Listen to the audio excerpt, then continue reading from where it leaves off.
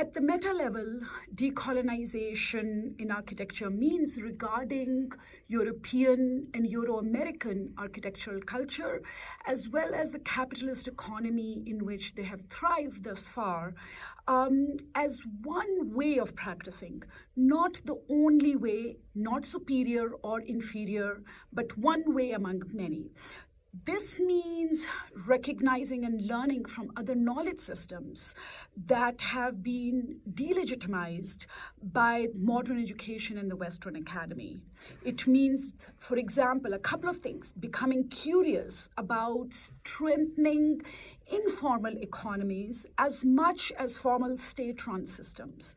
It means learning from how architecture functions in oral societies, not just literate societies, learning how to build, how the building practices of poor women in the global South that are reorganizing their architecture based on our carbon footprint and what it is doing to their and the global North, what the global North is doing to their ecological systems.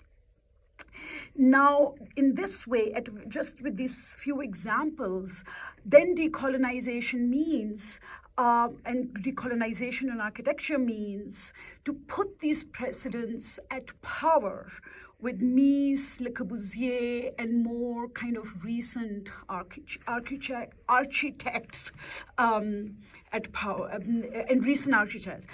It also means familiarizing yourself with global and extra-professional architectural intelligences as opposed to European canonical canon.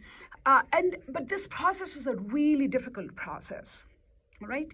It means that while it is much easier to know just about the European knowledge systems as opposed to the global knowledge system, it means that you have to the architects have to reconfigure their thinking and reconfigure and see themselves as somebody who practices cultural humility and is somebody who is a perpetual entrepreneur and is a perpetual apprentice as opposed to kind of having the expert complex. This also means a number of other things. For example, moving from helicoptering into projects in Dubai and Shanghai and doing small scale, finding the sweet scale at which social difference can be affected, to become agents of change, not at kind of like industrial scale, but at a smaller scale. And so that is kind of my answer to question number one. Then I'm going to bypass question number two, and I'm going to go to question number three, which is about what are the outcomes we are recognizing through decolonization. So in answer to this question, I would say that I see decolonization as an umbrella term that brings together feminist movement, LGBTQI movement, the Black Matters movement, all these different types of social movement, environmental movements, as well eco-feminist movements, all together under one umbrella, because all of these have in common three things that they're after. Number one, they are all trying to recover dignity, visibility, and equity to cultures that we have historically not given those dignity, visibility, and equity. The primary goal of decolonization is to unshackle disciplinary imagination from Enlightenment philosophies that provided the justification for European subjugation of other people. For example, Descartes' division between body and mind still rules architectural imagination today. For example, the work of a thinking architect is valued more than the work of a laboring electrician, as if an electrician has less thinking process and as if architect has less labor involved in it, right? So this body-mind divide actually creates these kind of cultural hierarchies that decolonization ought to address. And these dichotomies go very deep because they construct West as mind, East as body, man as rational, woman as emotion, and on and on and on across class, race, gender, all these kinds of divisions it creates.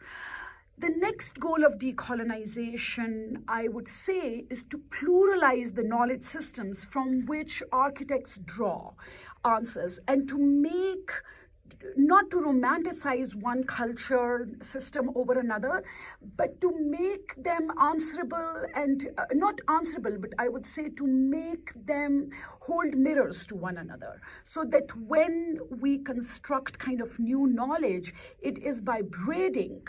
Right, this is a term that I used from a really important philosopher of decolonization, is to braid different knowledge systems in a way that each one kind of maintains its integrity. All right, then the last question is, how can someone take part in decolonization? Decolonization has to be a lifelong quest, right? It requires first and foremost, self-reflection and decolonization of one's own mind and one's own ways of designing and this questioning of the structures that work for us right now, but don't work for the rest of the world, don't work for the climate, doesn't work for animals, doesn't work for plants, right? So these are all kind of, we have obligations to all these different types of animate and inanimate sources of existence and energies. So one can partake in the process of decolonization when you do this kind of self-reflection is first and foremost to be committed to enhancing kind of not just financial growth of an architectural firm or architectural practice.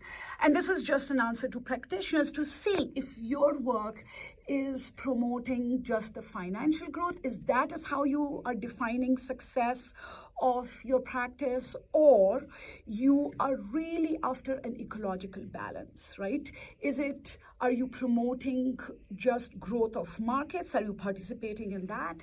Or are you participating truly in kind of enhancing the health of human beings, of individuals, of communities, and of different memory systems? The next thing that decolonization implies is that one questions if one's creative practice is committed to questions of expediency and efficiency, or the slow work of building trust in the communities, doing embedded work, getting to know who your interlocutors are, learning from, looking at every community members as much as a teacher, as a university professor, right? So and that they provide different types of knowledge that then you have to weave together and you have to do the intellectual and the physical labor of doing that.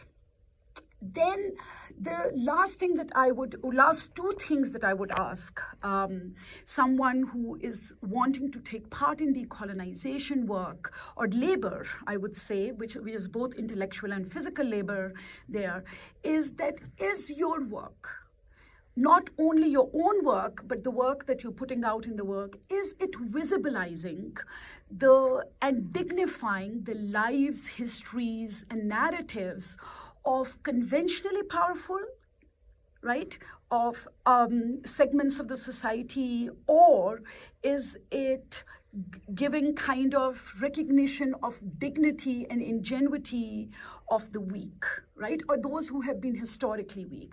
And then the last thing I would say that the quest for decolonization does is that it requires one to constantly Never become complacent, right, with your systems. Constantly question yourself, question the systems within which you work, and then not only refine your work, but you have to work at two scales: the scale of a project and the scale of the systems in which it fits. And so is your work being co-opted by the traditional systems of injustice, or are you reconfiguring the system to make your work fulfill the work of social equity? The end. Okay. That's it? That's it. Okay. How many minutes? Well, because we had a couple Okay.